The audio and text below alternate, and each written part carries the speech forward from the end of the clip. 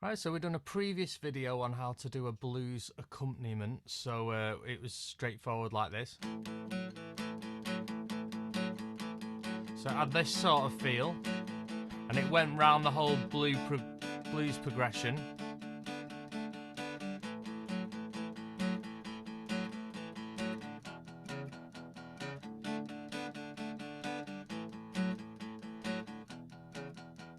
So we're going to try and make that a little bit more exciting now. If you can keep in the scale, you can start adding some extra little bits. So we're going to go like this. I'll tell you what, we're going to do it with a bit of a swing.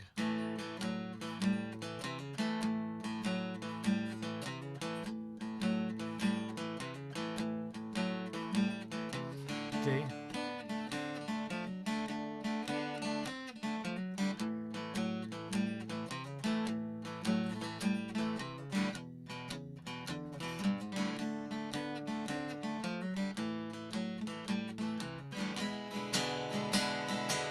So it's got a bit more to it then. So you got. So once you learn that little riff, then it's just a case of moving it up and down about the place. Okay, Liz, so let's just start with where this finger should be. It should be on the 4th string up, 2nd fret. And I just want to get you used to just putting your little finger on the same string, but on the 4th fret, whilst keeping this 1st finger there, and then on the 5th fret. So it's a bit of a stretch, see that? So this 1st finger is going to stay here, and just get used to that. Okay, so let's just start plucking the 5th and 4th string. Do that twice. And then put your little finger on the 4th fret. Do that once. Back to the 2nd fret. And then to the 5th. And back to the 2nd. So I'm plucking these 2 strings, the 5th and the 4th string. The 5th, the 0 is your root. So it goes 2, 2, 4, 2, 5, 2. So I'll show you what that looks like on the tab music. So there, you can see the 0's played on the 5th string, and then the frets are happening on the 4th string. So you got. Okay, I'm going to talk about the next riff. So if your 1st finger's there, I want to keep that there. And this 2nd finger is going to go to the 5th string, and it's going to go the 3rd fret, then the 4th fret. And you're keeping this here because that's going to be your last note. So practice them 3 notes. So this is on the 5th string, and that's on the 4th string there. 3, 4, and the 2nd fret. So just practice that.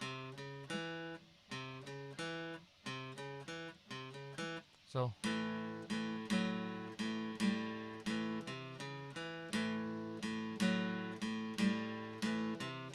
So just try looping it.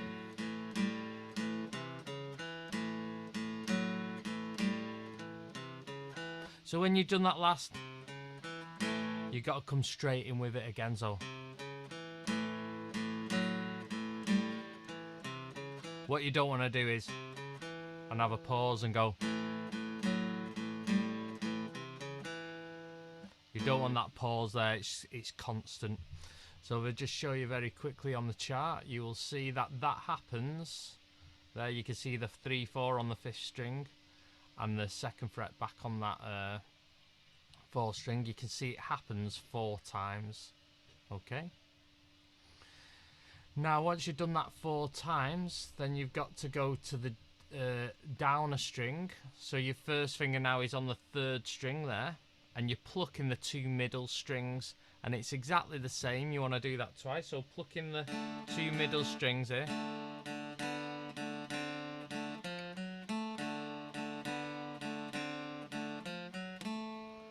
And from there, you want to go back up to the A one, which is the here. So that's on the 4th string, plucking from the 5th string.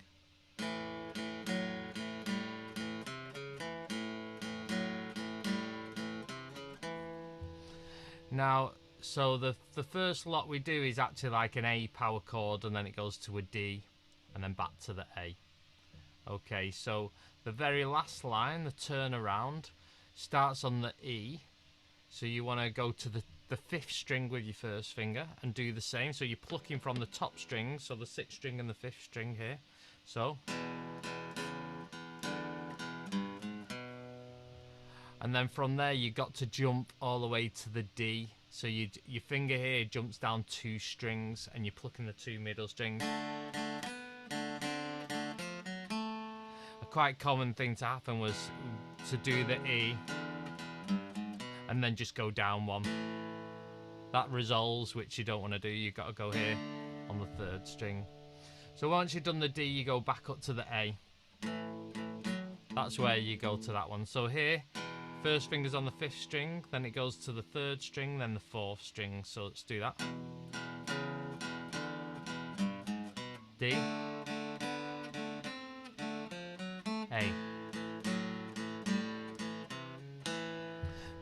Now you could just go back to the E, go in the... But I've decided to do an E7 chord. Just right at the end. So that turnaround, I'm going to just put the actual... I'm going to go from this 3rd line down, so E.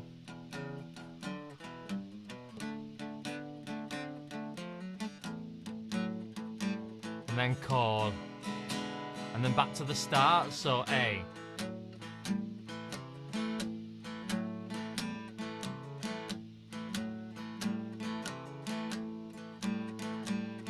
D. Sorry I didn't play the part there. Back to the A. E. D. A. And then E7 chord and back to the start. So this is fun really, to just play with another guitarist. If you can sort of, one of you do the rhythm, one of you do the little lead solos, so the blues scale on the 5th fret there, and then you just switch over. And you'll find, when I was younger and was just jamming, learning this stuff, I just found myself wanting to just do it for hours and hours. It is really good fun. So at one point I just missed hitting that riff there with that, but that's a good thing, because once you learn the notes that are around this, then you can start making up your own sort of lines. So first we've gone, and then here we're going.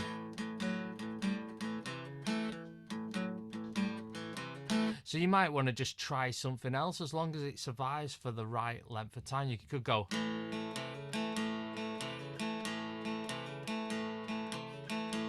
As long as it survives for the...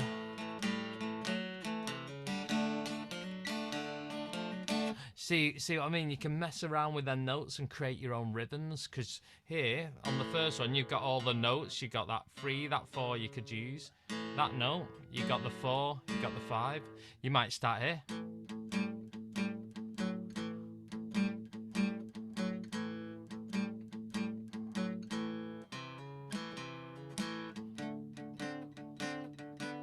See, I'm just making up random sort of my own rhythm sections, and you can see it works as long as you stick to their notes.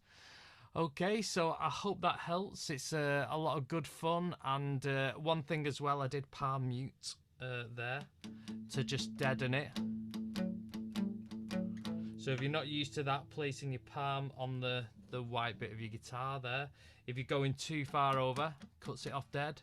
If you're there, it rings out. So you got to find the sweet spot by moving your hand across and finding out the point where it palm mutes. Okay, thanks a lot. Bye bye.